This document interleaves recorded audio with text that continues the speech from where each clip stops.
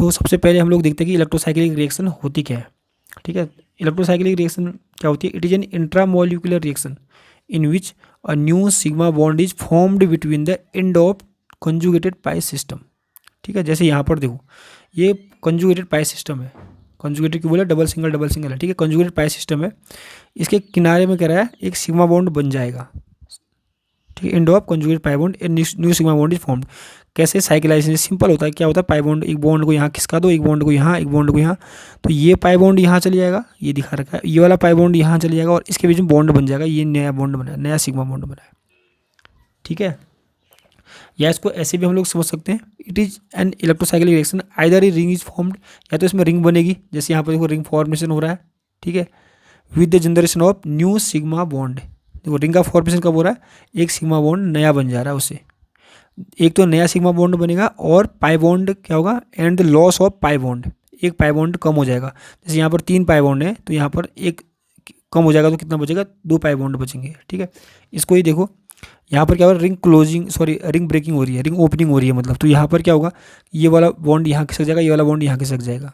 ठीक है, तो यहाँ पर लिखा है और रिंग इज ब्रोकन, यहाँ रिंग भी ब्रोकन हो सकती है, क्या है? With the loss of 1 sigma bond, एक सिग्मा बॉन्ड का लॉस होगा और गेन ऑफ 1 पाई बॉन्ड।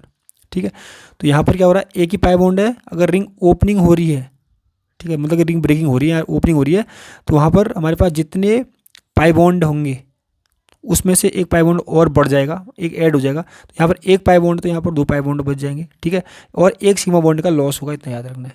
तो यहाँ पर कितने सिग्मा बॉन्ड है? 1 2 3 4, यहाँ पर कितने? 1 2 3, तो 4 में से एक कम हो गया तो 3 हो गए। जैसे यहाँ पर भी ये भी क्या हो रहा है? रिंग ओपनिंग हो रही है, यहाँ रिंग ब्रेकिंग हो रही है, तो यहाँ पर कितने पाई बॉन्ड है? 2 पाई बॉन्ड है, तो क्योंकि रिंग ब्रेकिंग हो रही है या रिंग ओपनिंग हो रही है तो पाई बॉन्ड बढ़ता है।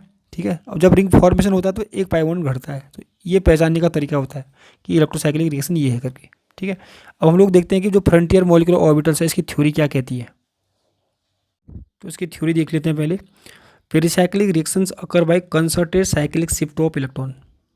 कंसर्टेड का मतलब है कि एक ही स्टेप में रिंग फॉर्म मतलब बॉन्ड ब्रेकिंग होगी, एक ही स्टेप में बॉन्ड फॉर्मेशन होगा। ठीक है, according to Woodward and Hoffmann in pericyclic reaction symmetry of the molecular orbital that participate. देखो होता क्या है पेरिसाइक्लिक रिएक्शन में? होमो और ल्यूमो पार्टिसिपेट करते हैं, वही डिसाइड करते हैं पेरिसाइक्लिक रिएक्शन को। तो देखो थर्ड जो हमारा पॉइंट है वो कुछ इंपॉर्टेंट है, याद रखना है।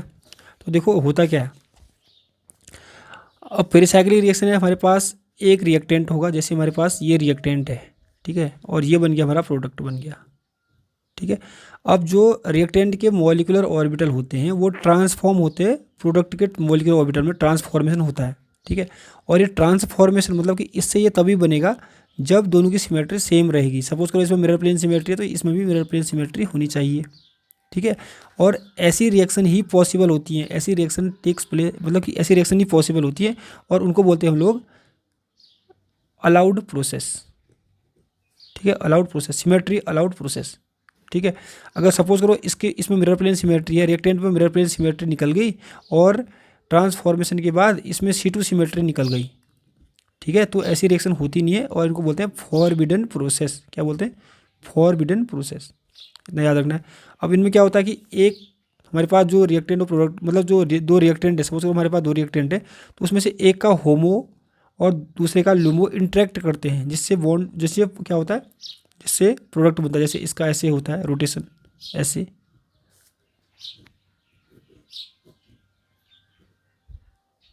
एक मिनट, ये यहाँ चला जाएगा, ये हो गया। ठीक है, ऐसे बन गया है।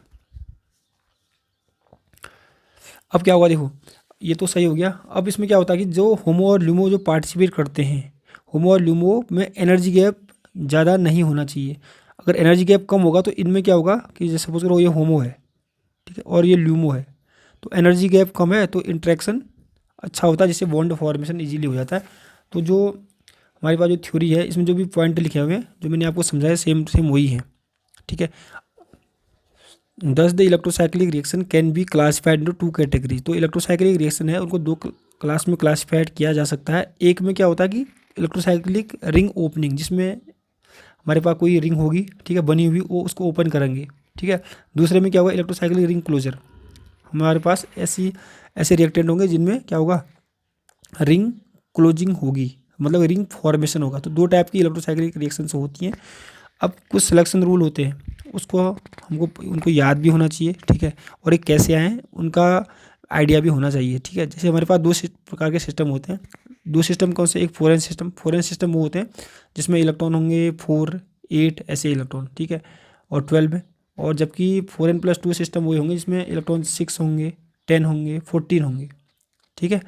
अब अगर हम फोरेन सिस्टम की बात करें, फोरेन सिस्टम है हमारे पास और रिएक्शन हम थर्मल कंडीशन में कर रहे हैं, तो जो रोटेशन होगा वो कौन रोटेशन करना पड़ेगा, कौन रोटेशन करेंगे तब रिएक्शन अलाउड होगी, ठीक है। और फोटोकेमिकल कंडीशन में डिस रोटेशन करना पड़ेगा, ठीक है।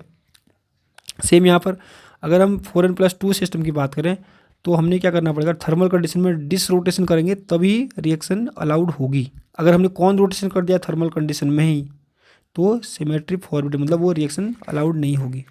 सेम अगर फोटोकेमिकल कंडीशन हमने लिया 4n+2 की सिस्टम में, फोटोकेमिकल कंडीशन में रिएक्शन कर रहे हैं तो वो कौन रोटेशन करना पड़ता है तभी रिएक्शन अलाउड होती है, ठीक है। अब हमको ये देखना है कि कौन रोटेशन क्या होता है, डिस रोटेशन क्या होता है, और जो सिलेक्शन रूल यहाँ पर लिखे हैं इनको हम लोग जस्टिफाई करते हैं एग्जाम्पल के साथ में।